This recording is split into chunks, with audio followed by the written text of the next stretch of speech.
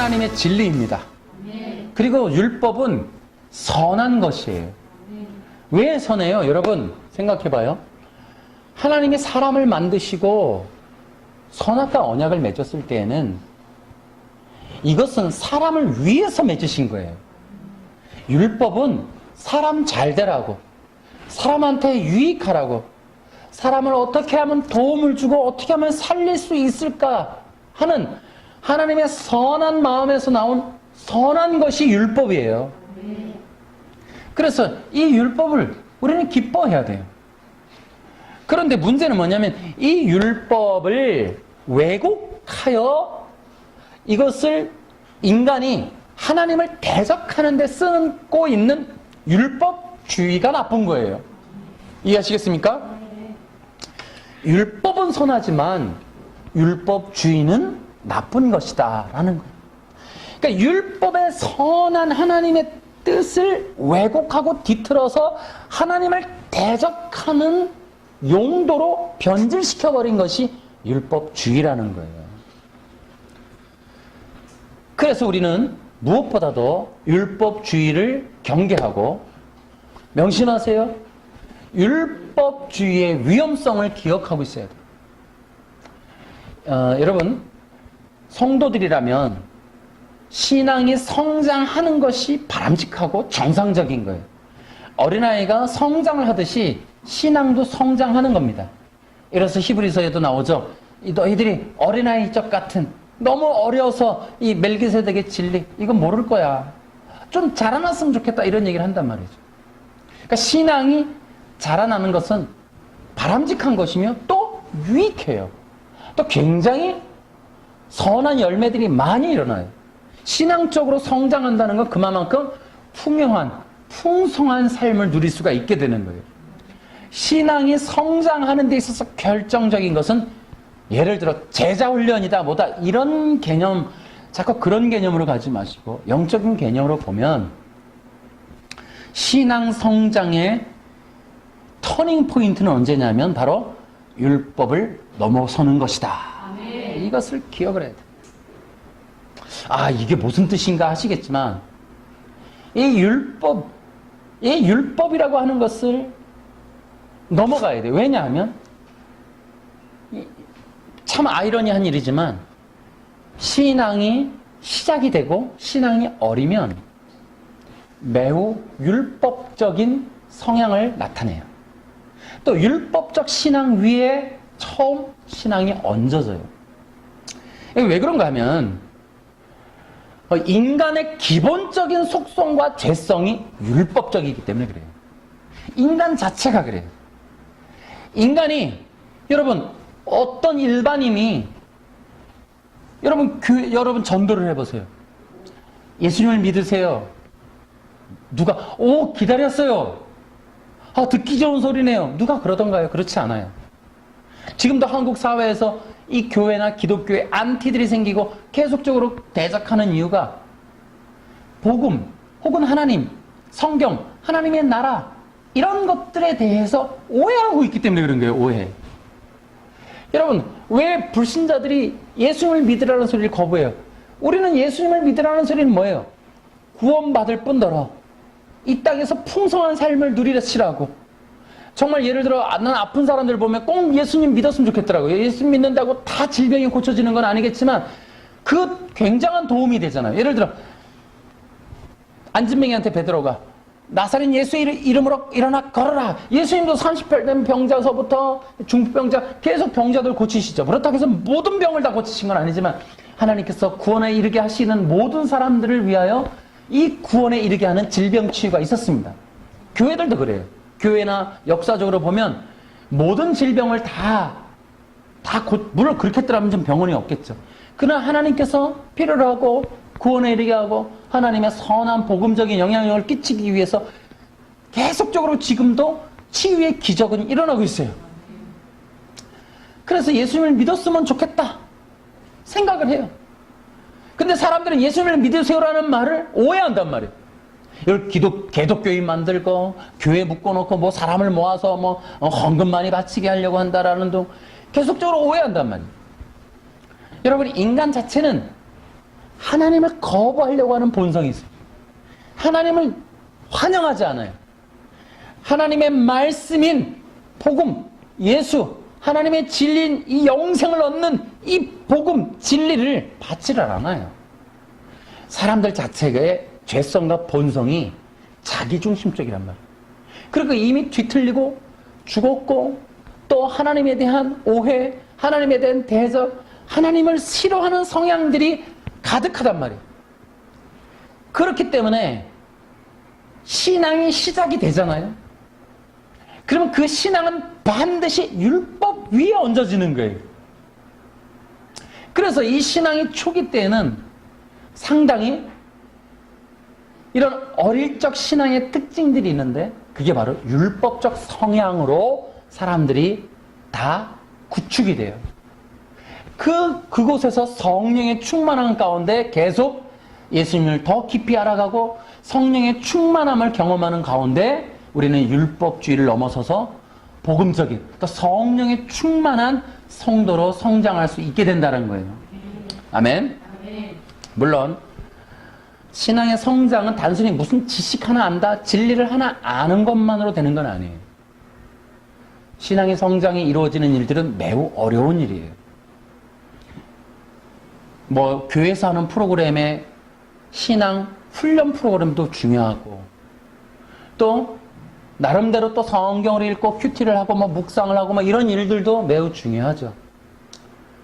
또 성가대도 하고 뭐 전도도 하고 하는 일들도 중요해요. 그러나 무엇보다도 성령 받고 성령 안에서 성령님과의 친밀한 교제 가운데에 신앙이 성장한다는 거예요. 그리고 성령님과의 친밀한 친밀한 교제를 하면은 그러면 성령님은 우리에게 예수님을 알려주시고 진리를 가르치시고 또 우리가 가야 될 길도 알려주시고 또 우리의 마음의 생각을 바꿔주시기도 해요. 근데 그뿐만 아니에요. 우리 인간의 육체 속성, 영적인 속성, 정신적인 세계까지 다 바꿔내야만 하시는 것이 성령님의 이 친밀함의 교제의 내용이란 말이에요. 예를 들어 우리가 예수님을 전혀 모르는 사람들이에요. 근데 어느 날 예수님을 믿게 됐어요. 그런다고 해서 우리는 이제 끝난 것이 아니에요. 그때서부터 나는 케투바, 정혼을 맺은 사이지만 이후부터는 예수님과의 더 신랑 신부의 관계, 자녀와 아버지의 관계, 하는 왕과 백성의 관계처럼 그 관계성을 갖고 계속해서 사귀어가고 알아가고 더욱더 친해져가는 과정들이 필요한 거예요. 예수님을 우리가 이름을 믿는다 해서 우리는 끝난 게 계속적으로 예수님을 배워가야 돼요. 예수님이 어떤 분이신지, 나를 위해서 죽으신 그 십자가의 사랑이 어떠한지 이런 것들이 성령 안에서 계속 익어져 가야 돼요. 그런데 그런 프로그램들 중에서 우리에게 또 정신적인 부분, 내면적인 부분 건드리시고 그것뿐만 아니죠. 우리의 육체의 습성, 습관, 또 죄의 어떤 버릇들 이런 것들까지 건드리셔서 우리로 하여금 예수님의 그 모습, 예수님의 십자가, 예수님이 걸어가신 길, 예수님의 성품, 예수님의 마음에 합한 자들이 되어질 때까지 우리의 남겨진 신앙생활 동안 우리를 계속 다루어 가십니다. 그렇기 때문에 성도가 성령 안에서 친밀함을 누리는 내용 안에는 교회에서 하는 프로그램도 있지만 삶에서 겪어 나가야 할 연단과 고난도 포함이 되는 거예요. 그래서 그 연단이라고 하는 프로그램들이 또 진행이 돼요. 이것은 뭐 커리큘럼으로 정해질 수는 없지만 사도 바울도 보시고 또 구약의 인물들 보세요. 구약의 인물들이 아브라함 같은 경우에도 그 언약을 또 맺게 됐지만은 그럼에도 불구하고 그의 인생 자체가 완전히 나그네의 삶으로 야곱도 또 요셉도 누구나 다 연단의 과정을 거침으로 어떤 하나님이 원하는 그런 단계들을 밟아가야 돼요.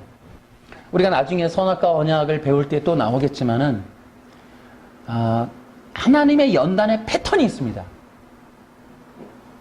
이 패턴이 중요해요. 그래서 이 하나님이 성도들을 훈련해 가시는 이 패턴을 좀 기억하고 배우는 것이 굉장히 중요하다고 저는 생각하고요.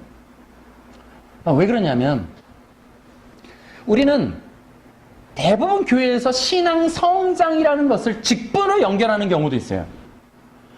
또 때로는 사람들이 기억할 정도의 교회 출석 횟수를 보는 경우도 있어요.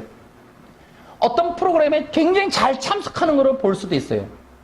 그래서 신앙 성장을 해서 성령님과의 친밀함 속에 연단과 고난을 받는데, 우리가 너무 율법적이다 보니까 교회 생활과 성도와 신앙이라는 면들을 너무 외형적, 외식적인 면들로 우리가 판단하고 심판하는 경향들이 많단 말이죠. 그래서 실제적으로 성도의 신앙생활이나 신앙 성장의 내면적인 내용들을 잘 모르는 경우들이 많이 있어요. 그것들은 정말 성령님의 어떤 영적인 교제를 가로막는 원인이 되기도 해요. 좀 더 우리가 깊이 안다면, 아, 이런 것들이 하나님의 뜻이겠구나 라는 걸 이해하게 되면 더 많이 시험의 품목들이 줄겠죠. 시험 받는 게.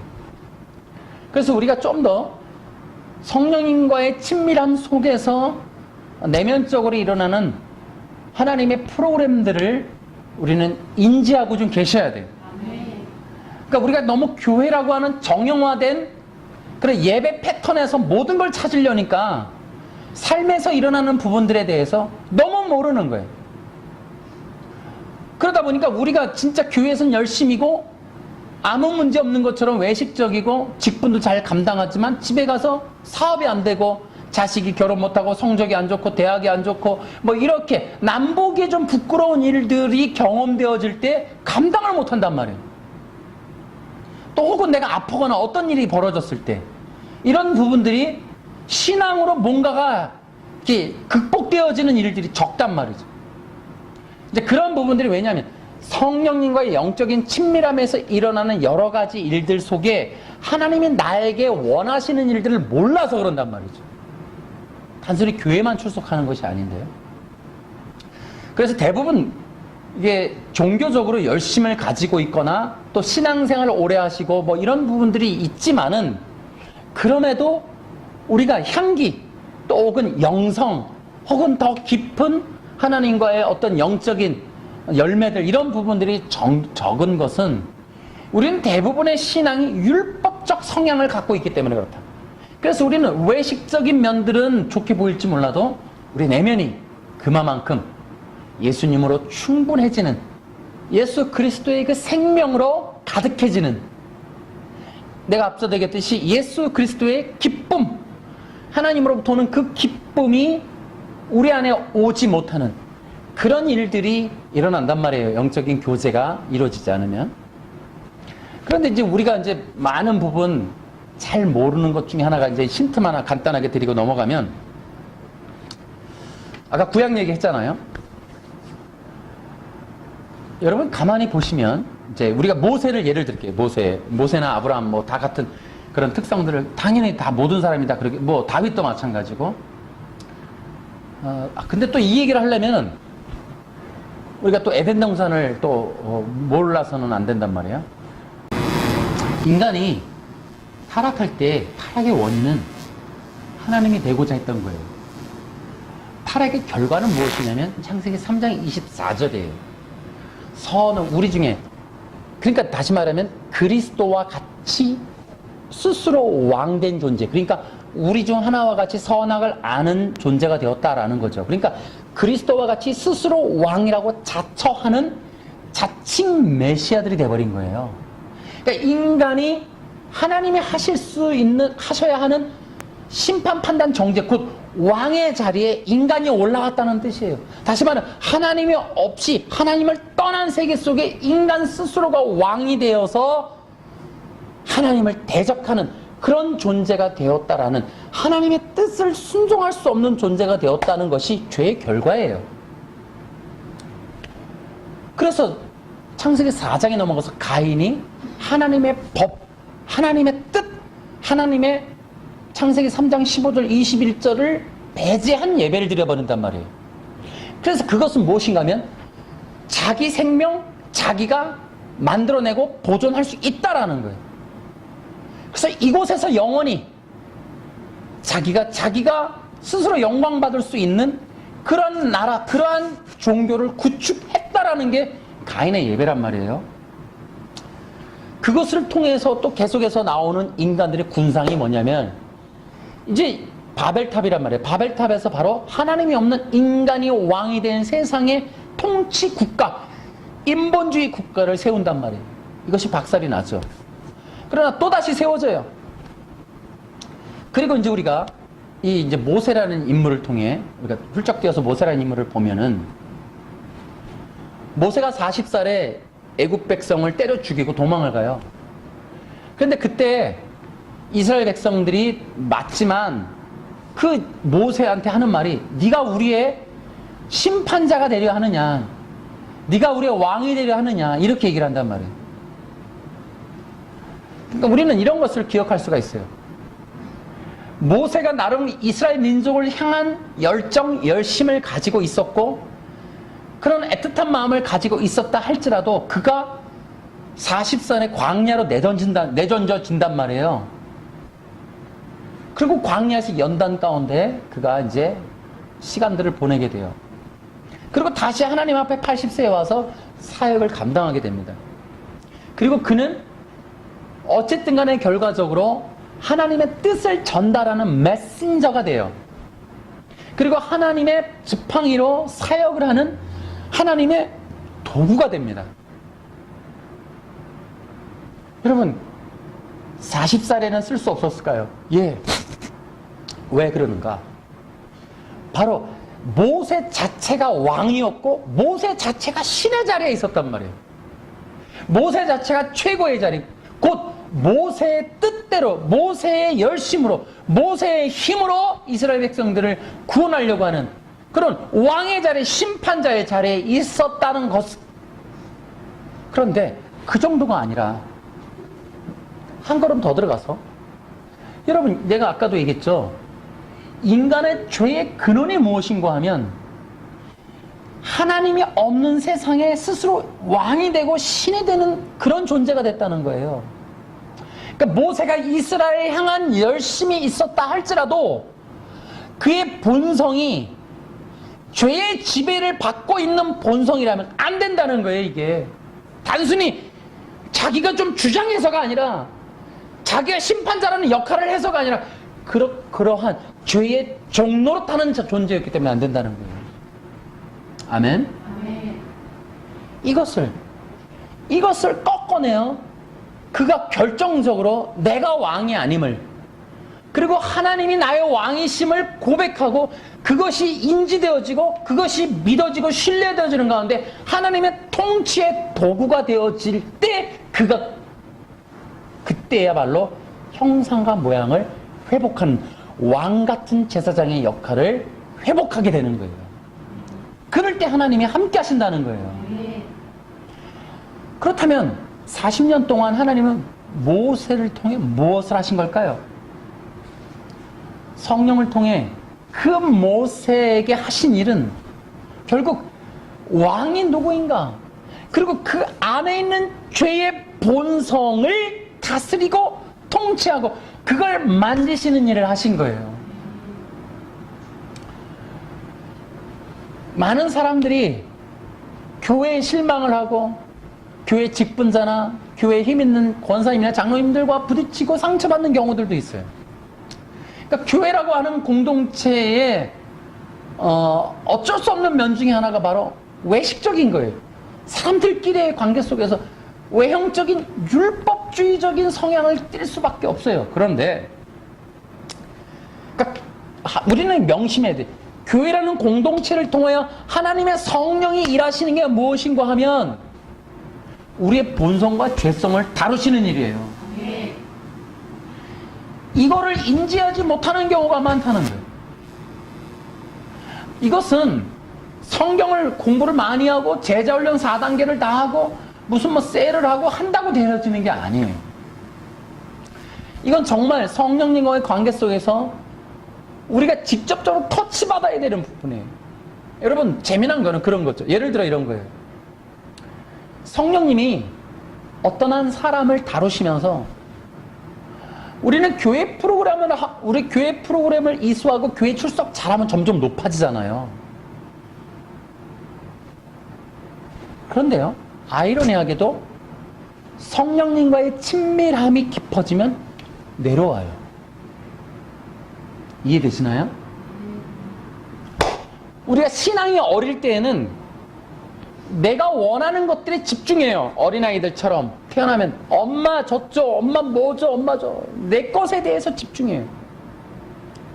그래서 결국 내가 받아 누릴 것들에 대해서 계속해서 집착하는 경향이 일어나요. 성령님과의 관계 속에서 신앙이 계속 연단 가운데 있으면요, 성령님은 계속 내려놓게 하세요. 그래서 연단 가운데 있는 사람들의 기도 제목이 때로 재밌는 경우가 있어요. 좀 더 이렇게 좀 과격하게 만져지는 분들은 기도 제목 자체가 없는 경우가 있어요. 때때로 어떤 부분은 기도 제목을 꺼내려나 그러면 정말 어떤 의미에서는 하나님의 영광밖에는 구할 것이 없다는 분도 있어요. 그 전에 신앙이 어릴 때 그렇게 구하던 것들을 안 구한다니까요. 구할 게 없어서가 아니라 되짚어보고 되짚어보면 결국 그 모든 걸 통하여 하나님의 영광이 드러나는 것밖에는 달리 마음에 찬 게 없어서 그래요. 그게 성령의 연단의 결과물이에요. 그러니까 교회의 어떤 프로그램과 외식적인 율법적 신앙의 세월들은 그 사람이 높아져야 한다라고 가르쳐 주지만 성령님의 프로그램은 그렇지 않아요. 예를 들어 여러분 보세요. 수많은 주의 종들의 모습을 보세요.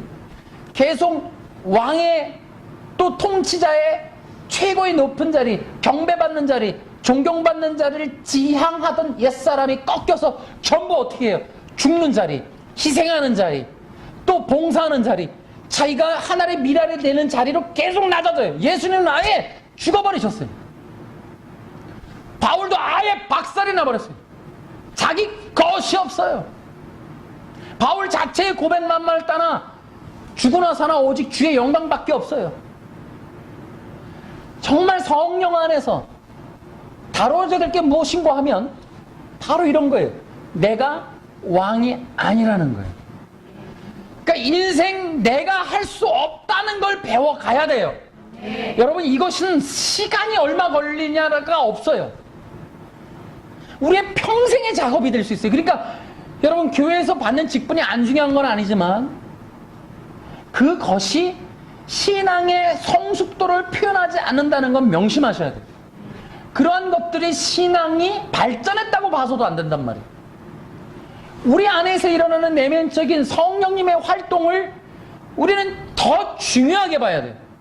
그 속성 터치, 내면에 있는 죄성과 본성을 다루셔서 내가 최고가 되고 내가 심판자가 되고 내 인생 내가 주인이 되어지고 내가 나를 다스려야 하고 내 문제 내가 해결해야 하고 하면 그러면서 남들 속에서 또한 통치자가 되고 정복하고 다스리고 최고가 되고 존경과 영광과 또한 그 경배와 사랑과 관심과 초점을 다 자기가 받으려고 하는 이러한 속성들이 하나씩 다 터치받아야 돼요.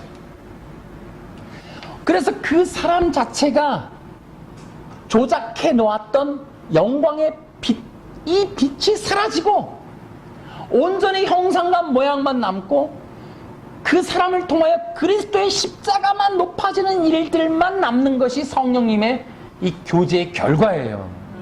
할렐루야. 그러니까 성도들이 왜 이렇게 많은 시험과 다툼이 있는가 하면 결국 왕들이기 때문에 다투는 거예요. 다시 말하면 교만하니까 다투는 거예요. 교만하니까 충돌나는 거예요. 내 것이 살아있어서 그런 거죠. 내 것이. 내 목적, 내 가치, 내 영광, 내 자랑, 내 계시성, 또한 내 어떤 존귀, 권위 이런 것들에 대한 그 조작된 것들을 다 입고 있어서 그래. 그래서 왜 충돌나요? 서로가 경배받는 전쟁하는 거예요. 인정받는 전쟁하는 거예요. 관심받는 전쟁을 하는 거예요. 나의 계시성을 또 경쟁하는 거예요. 그런 것들을 알아주기를 자꾸 계시하는 거예요. 그 계시가 계속 충돌나서 영광을 못 받으면 시기 질투로 응어리져 버린다는 거예요. 시기 질투로 응어리져 버려요. 그래서 우리 신앙 성장에는 바로 이렇게 내 안에 있는 스스로 왕 되려고 하는 메시아니즘을 터치받아야 돼요. 이게 거의 평생 걸려요. 평생.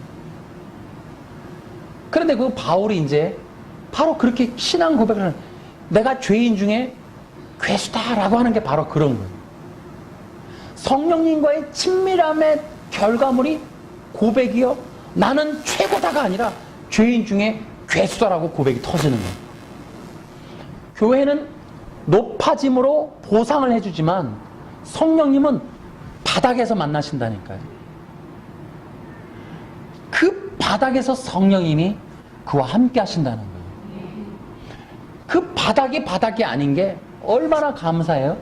왕이신 하나님의 통치와 다스림 안에서 인도 보호 공급을 받으며 외로움과 고독 속에 홀로 자신의 인생을 책임져야 될 무거운 막중한 저주와 형벌의 짐을 안 져도 되기 때문에 우리 인생 주님의 것이고, 나의 나됨은 오직 주님의 것이고, 내 인생 주님의 것이고, 나의 됨의 모든 결과의 알파와 오메가, 시작과 끝은 오직 예수님이시다 라는 것으로 고백되어지는 자리가 밑바닥이에요.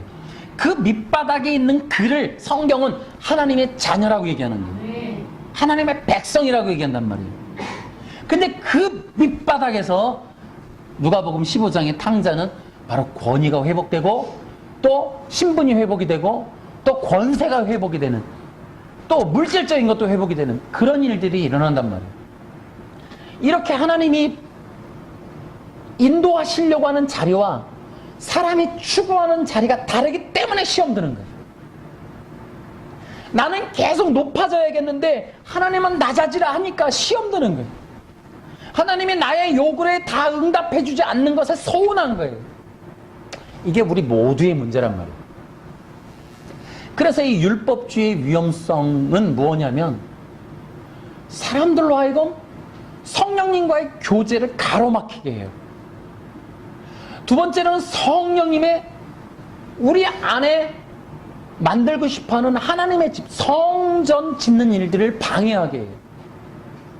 특히나 이 율법주의로 인하여 성도들이 신앙 성장하는데 방해되는 것 중에 하나는 우리 내면에 자리하고 계시는 그 예수님과의 교제가 막히게 돼요. 그래서 사람들은 보여지는 것들과 육체적인 어떤 훈련을 통하여 어떤 신앙이라고 하는 안정감을 누리려고 하지만 실제로 절대 그렇지 않다는 거예요. 우리 갈라디아서 2장 우리 다시 한 번만 읽어볼까요?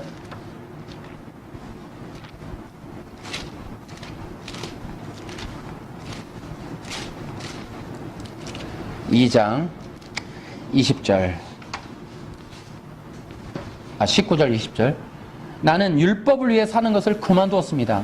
나는 율법에 의해 죽었습니다. 내가 율법을 향해 죽은 것은 하나님을 향해 살기 위한 것입니다. 나는 그리스도와 함께 십자가에서 죽었습니다. 이제는 내가 사는 것이 아니라 내 안에 계신 그리스도께서 사시는 것입니다.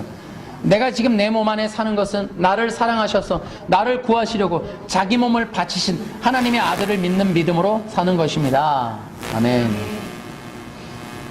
그런데 이 신앙 성장을 해야 하는 대상은 여러분 성도만이 아니라는 걸 아셔야 돼요. 오히려 이 죄성과 본성이 우리의 상식 이상으로 다루어져야 될 대상은 종교가들 혹은 목회자들이에요. 목회자들은 어쩔 수 없이 남 앞에 서서 권위를 입을 수밖에 없고 또 칭송과 관심을 받을 수밖에 없는 자리인데, 이 자리에 있는 그 자리는 사명으로 감당할 수는 있지만 그 마음과 본성까지 그리스도의 영광을 차지하게 되면 심각한 문제가 생기는 거예요. 그렇기 때문에 정말 신앙이 성장한 목회자, 목사님, 종교가가 되려면 죄성이 더 깊이 만져져야 돼요. 그래서 바울과 같이 정말 나는 이제 죽었습니다. 십자가에서 죽었습니다. 라는 이 고백이 터져나와야 돼요. 그래서 계속적으로 죽어야 돼요. 뭐가요? 우리는 뭐냐면 인간 자체는 항상 죄성이 있어서 아담의 죄성처럼 그리스도께 돌려야 할 영광과 권능과 경배를 자기가 받고 싶어 한단 말이에요. 그러니까 인간은 하나님께로 가야 할 영광 중에 어느 부분이라도 자기가 받고 싶어 한단 말이에요. 하나님의 영광을 돌려야 될 중간자인 이 제사장, 왕, 선지자 사명을 감당해야 될 형상과 모양이 본체의 영광을 다 가지려고 한단 말이죠. 그게 나쁜 종교가 이단들의 특징이에요. 예수님을 가르쳐야 할 손가락들이 전부 자기가 예수라고 얘기하는 거 아니에요. 자기가 하나님이라고, 보혜사라고, 자기가 구세주라고 말하고 있는 거거든요. 그러니까 뭐라 그래? 나를 통해야 한다. 내 말을 활용해야 된다. 내 말을 들어야 한다. 또 나의 도움을 받아야 한다. 라고 하는 자기 계시성, 자기 계시성에 갇혀있단 말이에요. 종교가가 대부분 여기 함정에 빠질 수가 있어요. 자칫하면 나한테 배워야 하고 내 말을 들어야 하고 하는 것처럼 자기 계시성을 가지면 위험하단 말이에요. 우리는 예수님께 다 돌려야 돼요. 모든 영광, 아니 여러분 성도는 물론이죠. 대상 복음을 들어야 될 사람들은 물론이고 모든 만물을 그리스도께 돌려야 해요. 그리고 그리스도를 찬양하는 그 영광을 결코 자기가 받아서는 안 돼요. 이만희처럼 아예 찬송가의 내용도 자기를 경배하게 만들어놔. 만희왕 이래갖고 만희왕. 미친 거란 말이에요. 미친 거. 어떻게 정말 하나님 앞에 저주를 쌓으면 그렇게 될까 싶은 마음이 있을 정도예요. 근데 이것이 이만희만의 문제가 아니고 우리 모두의 문제일 수 있단 말이에요. 여러분 오늘날 한국이 어떤 상황이에요?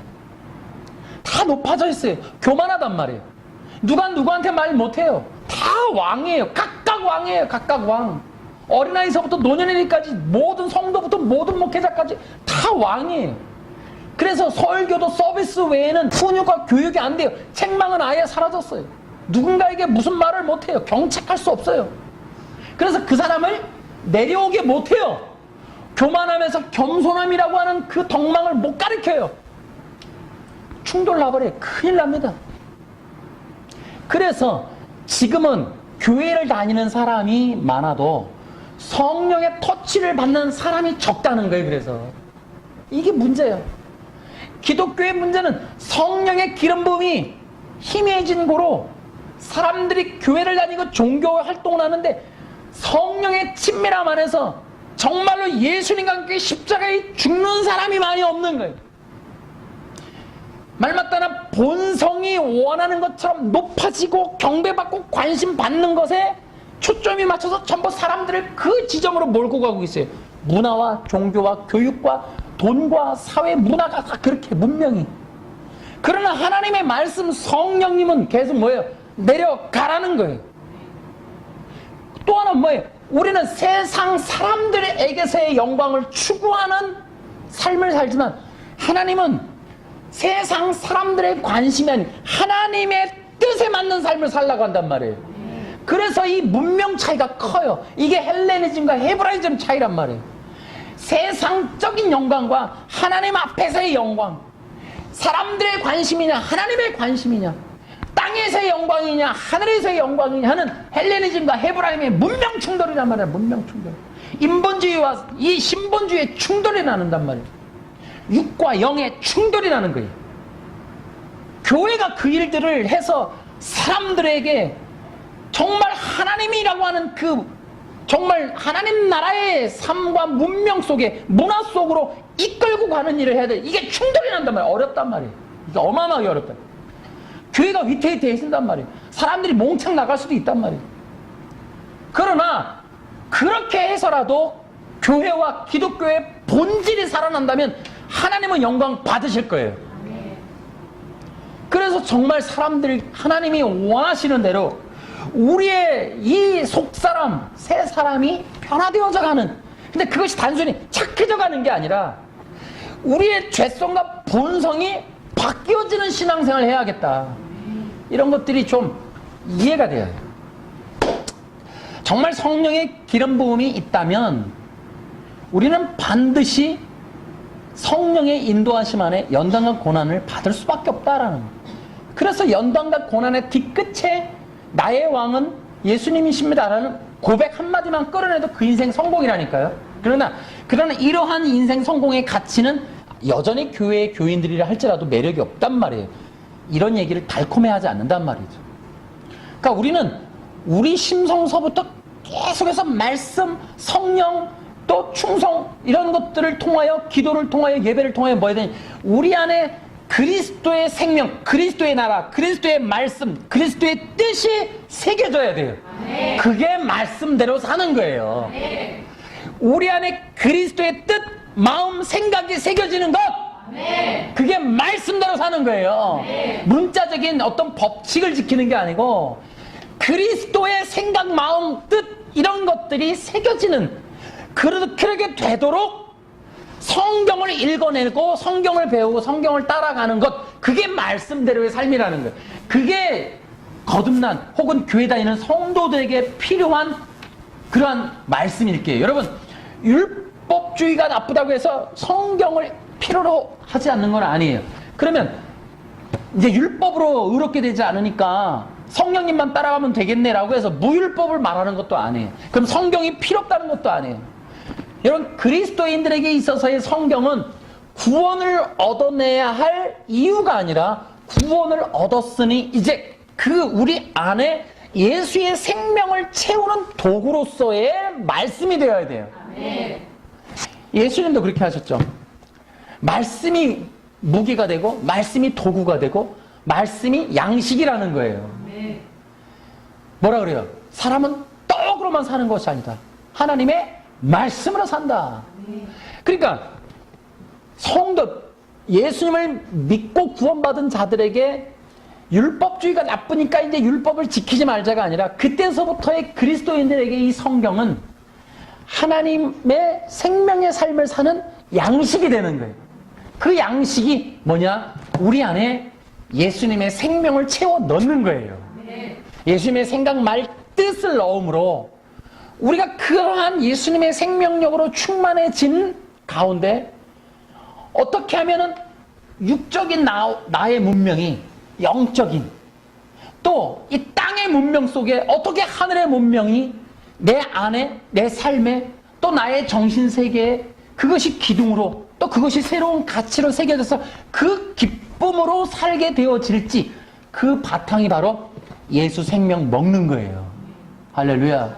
그 예수 십자가에서의 죽으심과 부활에 연합하여 세례받음으로 인하여 내 안에 새로운 생명이 태어나고 그 생명을 통하여 이제 성령의 기름 부음 안에 말씀을 듣고 읽고 배움으로 인하여 이제 내가 어떻게 더 하늘나라의 생명을 추구하며 하나님의 영광, 하나님의 기쁨, 하나님의 정말 그 존귀하심이 드러나면서 그 영광을 향하여 내 인생이 어떻게 드려질까라는 것으로 점점 바뀌어져 가는 것, 그것이 바로 갈라디아서 3장 20절이다.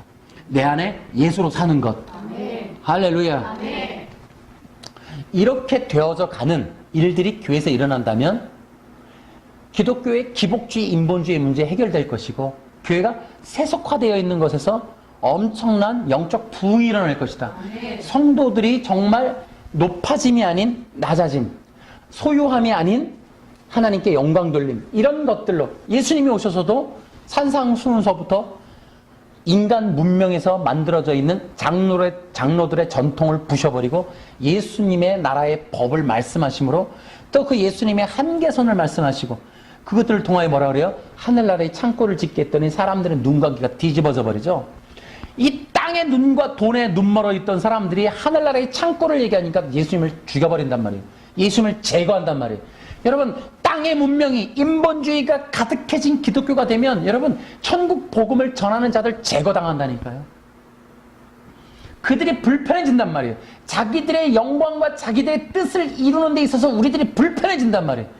하늘의 문명을 끌고 내려오는 자들이 불편해진단 말이에요. 그런 자들이 싫단 말이에요. 하늘의 것들을 얘기하는 선지자가 싫단 말이에요. 인본주의가 득세하게 되면. 웬간한 일이 아니에요. 그래서 인본주의, 율법주의가 가득해지면 여러분 우리 신앙 성장의 문제가 급격도로 치명타를 입게 되지만 이 땅의 교회들이 급속도로 무너지게 돼요. 그래서 우리는 최선을 다해서 정말 성령의 기름 부음 안에 정말 우리부터가 훈련되어지고 연단과 고난 속에 죄성과 본성이 다루어지고 그러므로 그것을 통해 하나님의 뜻, 하나님의 원리, 그래서 그리스도의 복음이 어떤 뜻이고 왜 예수님이 오셔서 인간의 몸으로 처참하게 죽으시고 그러한 죽으심과 부활로만이 사람들이 볼 때 어리석은 그 복음으로야만이 구원될 수 있는 길을 유일하게 딱 한쪽으로 열어놓으셨는지 그런 것들을 우리가 알고 하나님의 지혜로우심을 찬양하고 경배하면서 그 길을 더욱더 갈망하고 그것을 또 추구하게 되면서 영원한 천국을 지향하는 이 땅의 삶을 살지 않겠는가. 아멘. 이런 일들이 정말 통쾌하게 일어났으면 좋겠습니다. 이런 것들이 바로 교회 부흥이 아니겠나.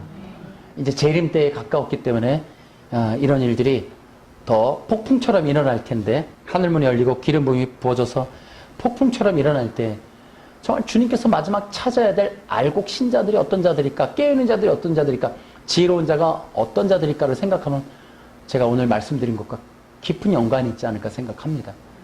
여러분 우리가 어떻게 하면 내 육적인 이 소욕과 소망 이런 것들을 버리고 하나님이 지향하고 하나님이 원하시고 성령의 기름 부으심이 인도하시는 영원한 생명의 길, 보이지 않지만 영원한 생명의 길을 우리가 어떻게 순종하면서 갈 수 있는지 그걸 추구하는 여러분과 제가 되기를 주 예수님의 이름으로 간절히 축복하고 기도합니다.